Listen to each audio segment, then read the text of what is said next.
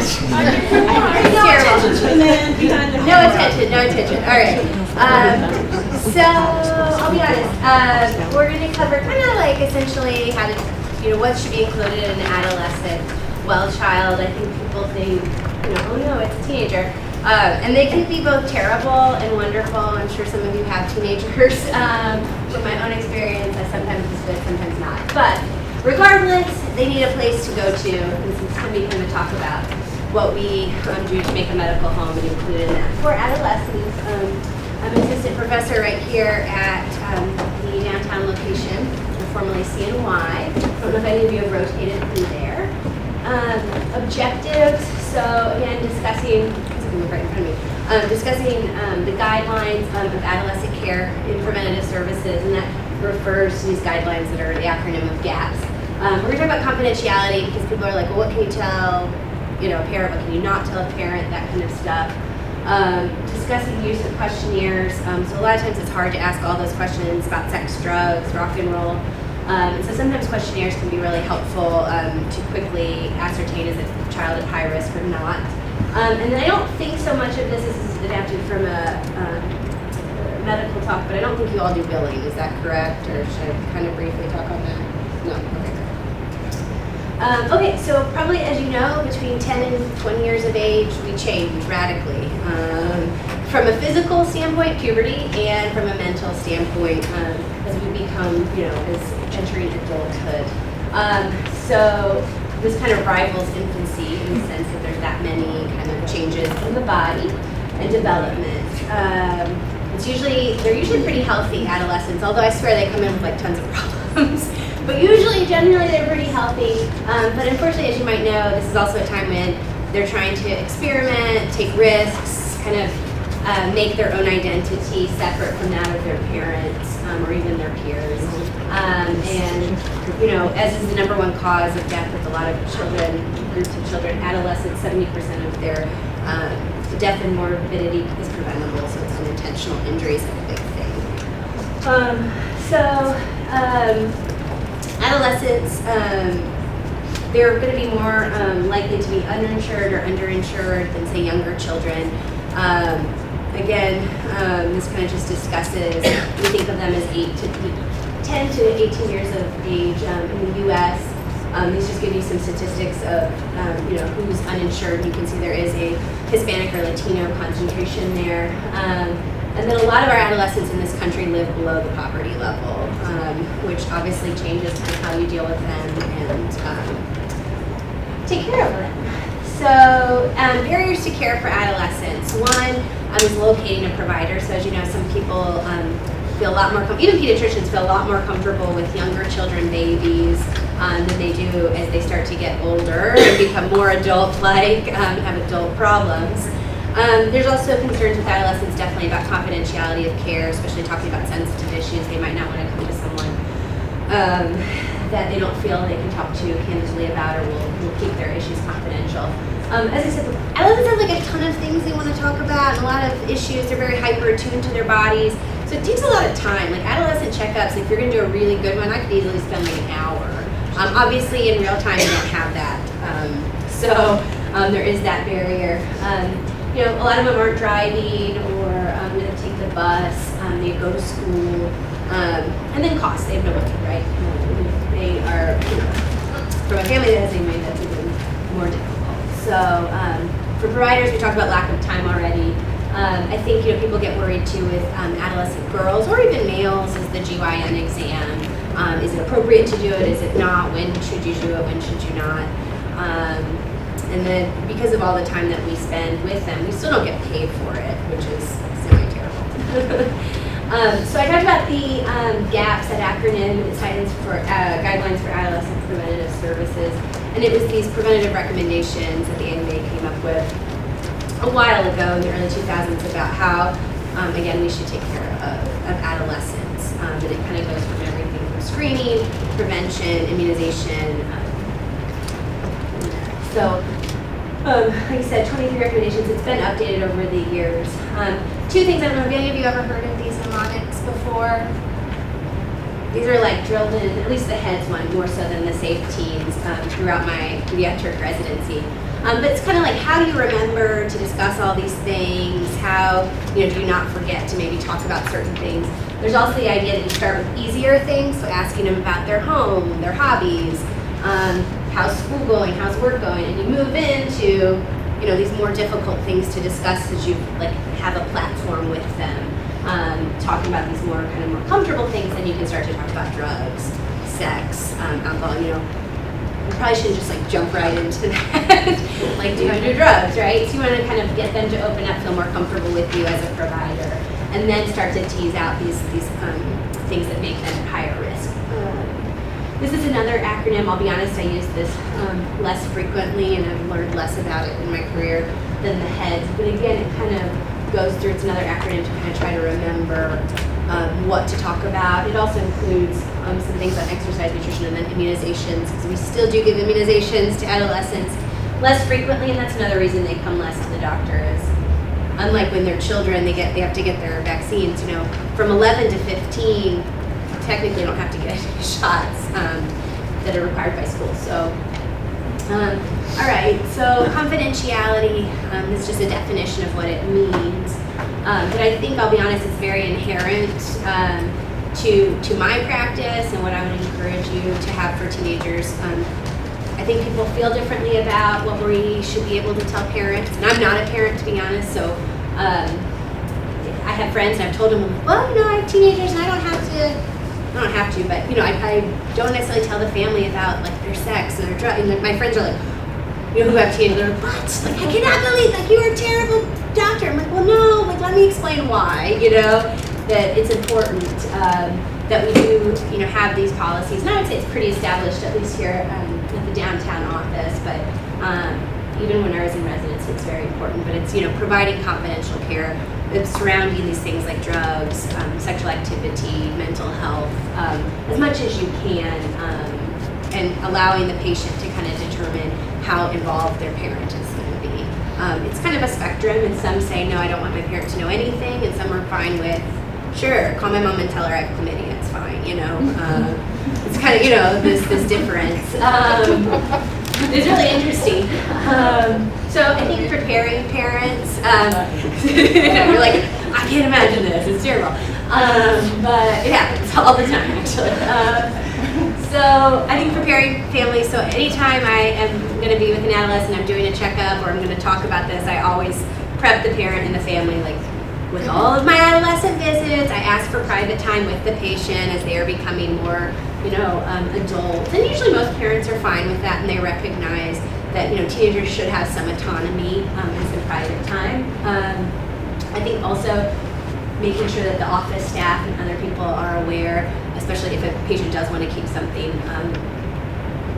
private, that they will support that and not, yell across the room, hey, I got your, test in, or, something like that would be inappropriate. And then legal issues, this is kind of the state-by-state basis, and I'll be honest, I recently just had a parent literally yell at me for 10 minutes because I wouldn't tell her that her child had chlamydia, because I didn't have permission from the child to do that. And so then I thought to myself, I'm like, well, is this legal? My boyfriend's a lawyer, and he's like, I don't know, but it is vague, and it's a state-by-state thing. Here in Kentucky, 12 years is kind of the cutoff for when you can start. 12 years and up is when you can start to think about, should you involve the parent or not. And again, I think it's always important to involve the parent. One, if you feel like the child is going to be a danger to themselves or a danger to someone else. And that's what I tell my teens too. I say, I prep my conversations always with, this is a private conversation between you and I don't plan to tell your parent anything unless you say you're going to hurt yourself or hurt someone else. And then obviously I can't say, great, go ahead, I'm not going to tell anybody. So, and they usually understand that. Age of consent, so when you can consent to sex, is usually 16 years here in Kentucky. It becomes older when there's a person of authority involved. So a teacher, a minister. I'll be honest, routinely I don't ask my teens how old their sexual partner is, because then it does get into these issues. If it's a 13-year-old and they obviously have a 22-year-old partner, that's appropriate and that would need to be disclosed. But if it's a 15-year-old and an 18, it becomes gray. So unless I'm really kind of concerned. So I talked about why is it important that we have these things. This is what I tried to tell my friend who got so upset with me that I wouldn't tell her daughter was having sex one day, is that a lot of teens, almost half of them would not come. They wouldn't get services for the need, their healthcare needs if they thought that we would tell their parents. A lot of them would delay testing.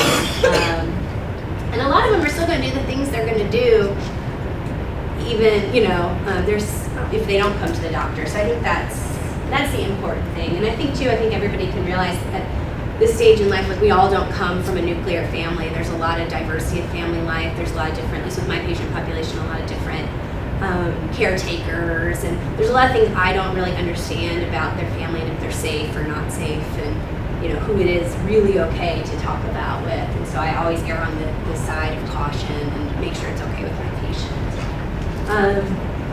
So sexuality. Can anybody guess what percentage of 10th graders are sexually active? I don't know. That's a fair assumption. I just assume everybody is, unfortunately. Oh, you do? He's a boy, so. As you can see, it really radically increases, and by the time they graduate high school, over half of them have it. So it's terrifying. And then there's this difference between parental perception, right? My child's not having sex, no way, Jose, right? And if they actually are, and there is a discrepancy, not surprisingly. So another reason why a teenager should have a safe place to talk about these things if they need to. With any teenager, especially if they are admitting to sexual activity, it's important to discuss pregnancy prevention and STI prevention.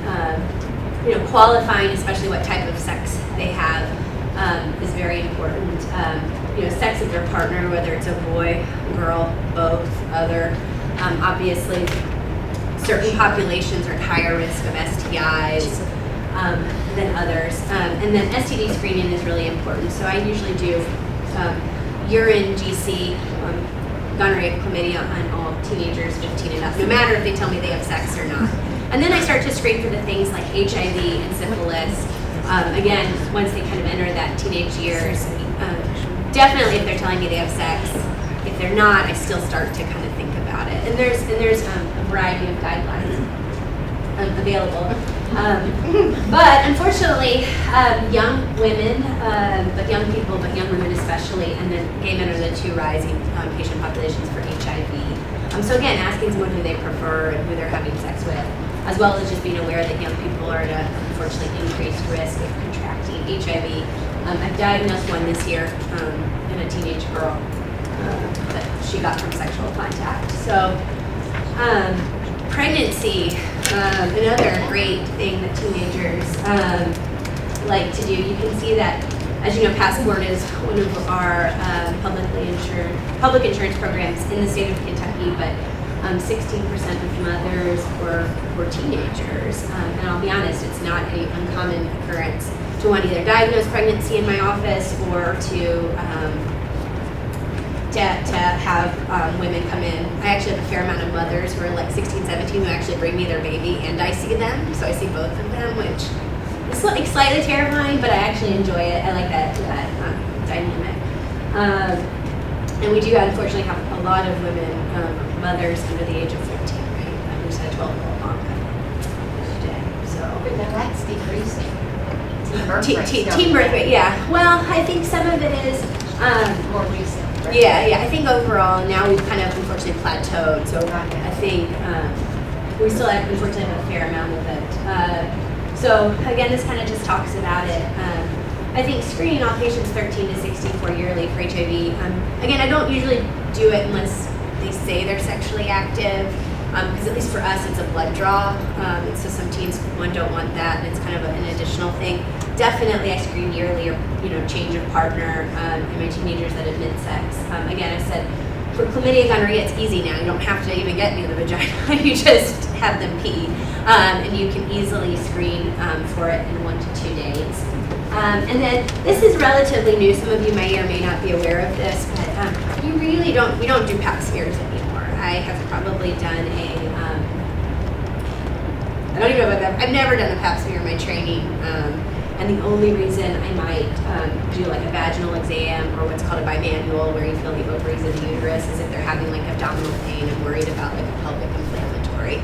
But usually, especially if you're screening for gonorrhea, you can just have them pee. And then, like I said, you don't have to do pap smears. It doesn't even matter if they're having sex. 21 for everybody. So we don't even do, we've heard of HPV and the HPV vaccine. We don't screen for that either. That's not something I would routinely do. I talked about unintentional injury, how important that is. They love to take risks. They love to do things that you tell them not to do. So if you tell them to wear their seatbelt, they might not wear their seatbelt. If you tell them to wear their helmet, it's not cool. You tell them, don't ride in a car with people that are drunk, and they still do it. So just really trying to be aware of the things that we can try to prevent by counseling them at different visits. And you can see it's unintentional injury, but then as we start to enter adolescence, hormones, just a lot of different issues. Suicide and homicide, unfortunately, become more common. So seatbelt use, I think counseling at all your visits for everyone about that is important. Helmet use, especially with motor scooters, things that are wheel, or other things that are wheels. So I think ATVs, I was raised to think ATVs are the devil, jet skis are the devil. My mom's a pediatrician, so like I really had a very bland childhood. I wasn't even like allowed to go to Kentucky Kingdom. Yeah, she treated like a teenager that was pregnant at Kentucky Kingdom one time and like was like, "You're never going there." And I was like, "No, my friends." Anyway, again, drinking and driving. So again, with my teenagers, I try to warn against these types of risks. I know that they're going to experiment with drugs. They might experiment with alcohol, with cigarettes. I try to say, please don't get in a car doing these things. Please try not to get in a car with someone else, if anything. And then more so is internet predators. So just being aware, counseling parents on being aware of their children's technology use is important. So as we saw from kind of morbidity and mortality rates, suicide, homicide go up as they enter their adolescent years.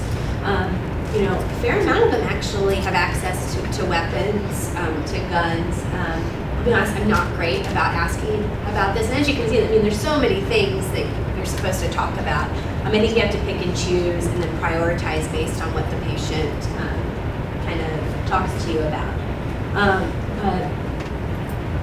You can see that there are a fair amount of teenagers that are killed by firearms and that are homicide victims. I actually had a patient that was shot twice, like on 2 different occasions. He's like, wrong time, wrong place. I'm like, really? I don't believe both times you were in the wrong place, wrong time. And so, in that patient, obviously, if they're coming in for follow-up of gunshot wound, you should probe into these things. Suicide, depression, very, very, very common in teenagers. It can range from anything from just feeling sad and feeling anxious to actually trying or having a plan to commit suicide. There are a lot of adolescents that do have at least one episode of like what would be classified as major depressive disorder in these lives. Obviously, if you are depressed, if you have anxiety, you're more likely to substance abuse, to drink too much, to smoke cigarettes, to do more risk-taking behavior. So it's very important to identify, one, is a teenager depressed so that you can counsel against those things. Or if you do have a patient that's using pot every day, are they doing it maybe because they're depressed or maybe they have anxiety? Those things kind of go hand in hand. And as you can see, a lot of children report that they have some type of impairment in at least one domain in their life, whether that's home, school, family relationships, or social life. So a big thing now, not just cyberbullying, but I feel like bullies in school. Children can be evil. And so I have started to ask that again in children that maybe are having issues at school, not performing as well, or complaining of depression.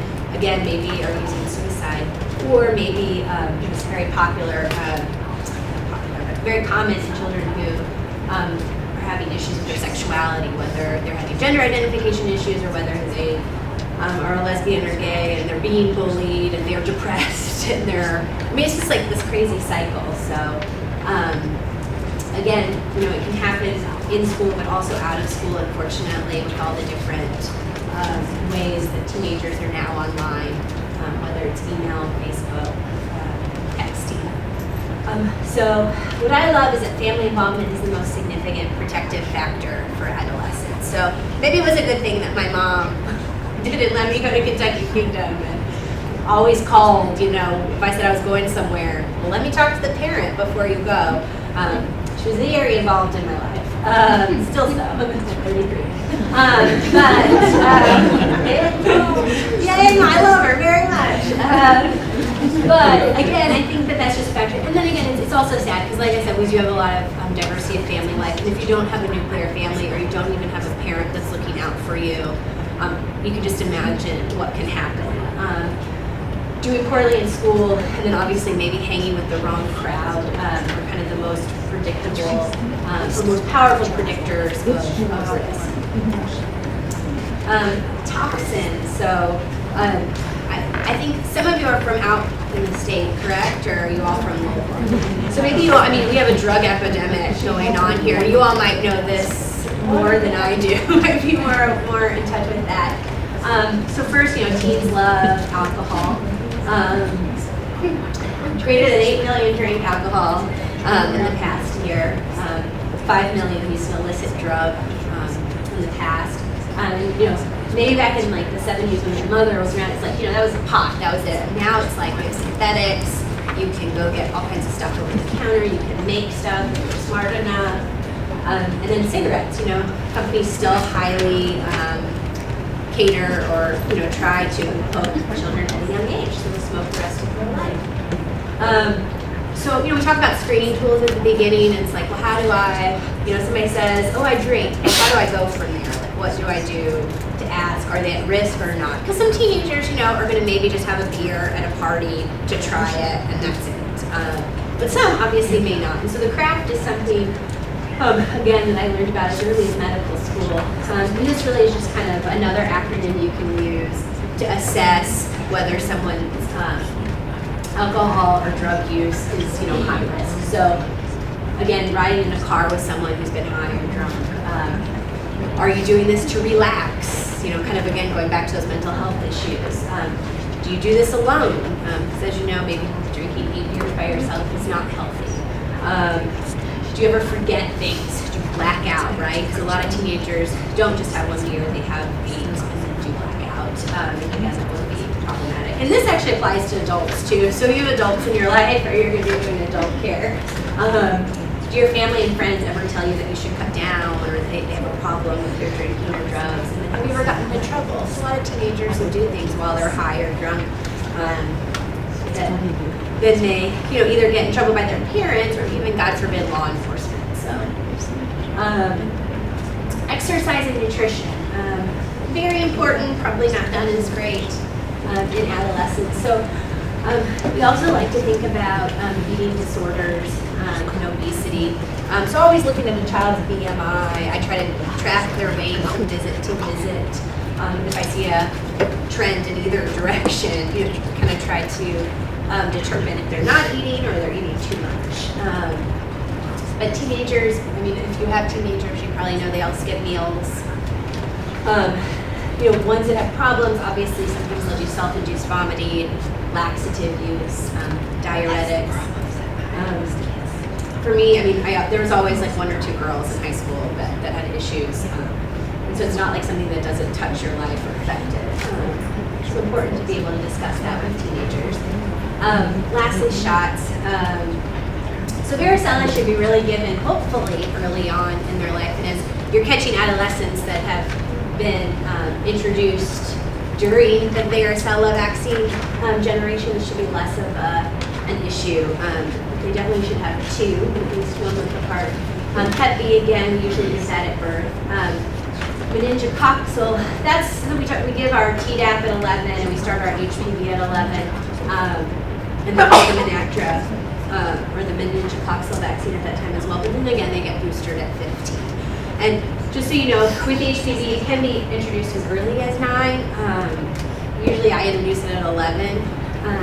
But it can be given up to 26. So if you're seeing an 18-year-old that's maybe parents didn't want to give it early on, but now they're willing to do it, they're sexually active, they should, you can start it then. So. Is that boys and girls?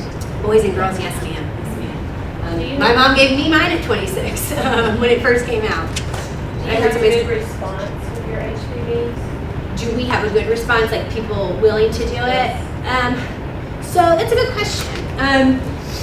Our patient population is pretty vaccine compliant, meaning they'll take their vaccines. There are studies that show you always do better if you say, these are the vaccines you're going to get. Instead of saying, would you like these vaccines, right? Interestingly enough. Usually I say, and you're going to get HPV. If they have a lot of issues, it's usually honestly because of cultural issues. I have a fair amount of... Bible Belt issue, and we're really trying to push it. So. Well, you know, and I just went to a talk this morning, and they really talked about how like we did a bad job of when HPV came out, we marketed it as like a vaccine for a sexually transmitted disease. Really, you should market it, if you can, as a vaccine that prevents cervical cancer. Yes. And nobody wants their daughter to have cervical cancer. We're having trouble getting those people now to pass to that side, though. Yeah, and I think unfortunately, in fact, I try to revisit it each time. I also say, I got the vaccine, there are no studies that show getting the vaccine increases an adolescent's likelihood of becoming more sexually active. So that's what I try to say. I mean, it's hard though. So we have more just they're worried that we're like experimenting on them. It's 94% of our patients in the clinic get the vaccine, boys and girls. So it's, and the ones that are refusing actually get it later. They're refusing at 11, but they're getting it, when they're 15. Yeah, they're more willing. And so, we do have a couple 18 years. So once they're 18, they can consent, right? Like, so if they say, I'll get this, great. So I think, like I said, trying to market it as a vaccine that helps cervical cancer, it does not increase sexual activity in teens, is going to be your most effective, unfortunately, bet. And then, so we talked about the different barriers, and again, time. I mean, if you just think about all these things, I'm overwhelmed by talking about them. Then you have to do an adolescent checkup. So again, I spend a lot more time with my teen patients than I do with my baby patients, unfortunately. Because what I talked about was just like preventative. It doesn't even include if they have like asthma or something like that. You have to deal with that at your visit. So questionnaires, we talked about, we just recently revised ours, but I think it gets at those kind of, are things okay at home, are things okay at school, are things okay with your boyfriend, girlfriend, are you having sex yet, are you drinking, are you experimenting? And then as a clinician, it gives you time, so instead of asking all those questions, if I'm really busy, I sometimes look and I'm like, okay, good, and then I see, I've thought about killing myself, and I'm like, well, okay, let's talk about this. And then you can kind of specifically discuss it. And sometimes teens are more likely to write on a questionnaire that they would maybe not tell you in person because it's writing. Again, just like with the conversation you would have, trying to keep those confidential and making sure that the teen fills them out, not the parent, is important. And there's a variety of different screens available. The AMA is one side, the AAP I'm sure has, American Academy of Pediatrics also has one. Like I said, using this screening, you will be able to predict hopefully more successfully risk factors that you're trying to negate. You can maybe make your own if it's easy enough for you.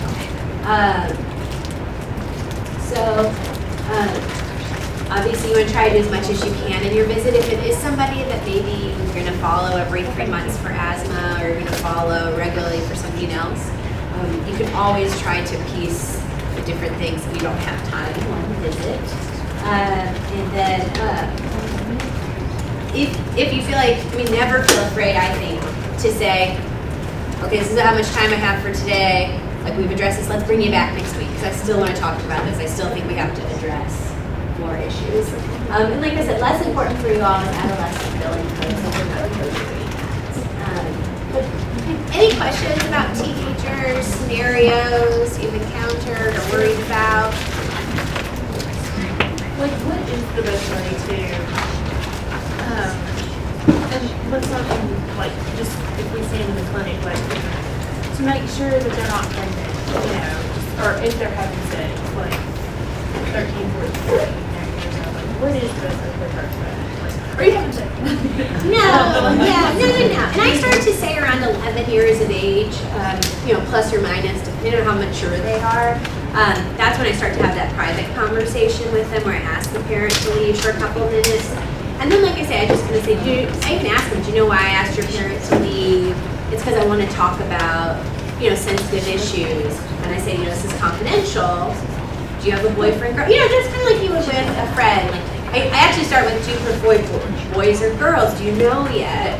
I like boys. Oh, okay. Do you have a boyfriend? Yes. Are you having sex with your boyfriend? A lot of times you have to follow. You can't just say sex. You have to be like, what are you doing with your boyfriend? Your parents, are they around when you're with your boyfriend? You can sometimes get that because a lot of times you'll say, they're like, no, I did not have sex. And then you're like, well, you've missed a couple periods left being you're pregnant. Oh, so you're pregnant. Like, we've missed, there's a distance. So sometimes you have to be as explicit as anybody, touched your vagina? Has anybody, what a penis? Like, I hate to be graphic, but, unfortunately, they just, like, they don't know, sadly. So I just try to do that, and I just try to, like I said, start with easier stuff, and then work it. You can always, if you're worried, and this is why we do the routine screening, because enough teenagers, unfortunately, lie to you anyway. So that's why we do the gonorrhea chlamydia at 15. Even if they say they're not having sex, a fair amount of them come back positive. So just, I think having that open conversation, but always keep it in the back of your mind, they're a teenager. They may or may not be telling you the truth right now. If they're saying they're coming in because they missed 3 periods, you're in pregnancy test them, you know what I mean? Or they're having vaginal discharge. Don't be like, well, they told me they're not having sex. Go ahead and still send, the urine for them and stuff like that. That's what I do. Do you tell the parents you're checking them for chlamydia? Because they're going to be getting a bill for that. So that's the difficult thing. And that's why, I'll be honest, I went into how important confidentiality is, but I try to really encourage with my patients. I try to say, I really would like to tell your, do you feel comfortable talking about this with your parent? Like, maybe we should really bring them in. You encourage that, right? I do. I definitely. Talk to your mom about it. Yeah, I really, or I say, is there someone you feel okay talking to? With our patients, thankfully, a lot of them, it's like 100% covered, so I don't think they're getting a lot of, I haven't had that be an issue, no. More issues are like, if they say they want birth control, it's going to the pharmacy, mom can, find out that they're getting it. It's not, so again, I think that's why it's important to try to foster that relationship with the teen and the parent, because in case there is an incident where mom finds out she's on birth control, there's a safer place for them to discuss that, or with somebody that's taking care of You really can go with them, or bring the parent in, or we try and do whatever we can to facilitate that communication with the grown-up. Yeah. Like I said, I think it's ideal, but I've had teenagers that are like adamant, and again, I don't know their family situation. Some places are just not safe, and I come from a very loving household where I can never imagine, my parent hitting me or something, or throwing me out, but that it happens. So that's kind of like my place, and they are entering adulthood. You're emancipated once you have a baby, so you're 15 and have a baby, you're considered an adult. So another way you can vaccinate people. Never thought about that. I didn't either, actually, at this point, but I do. I think it's important because it's going to be better for them if they have a support system and somebody that's involved. I agree. Thank you.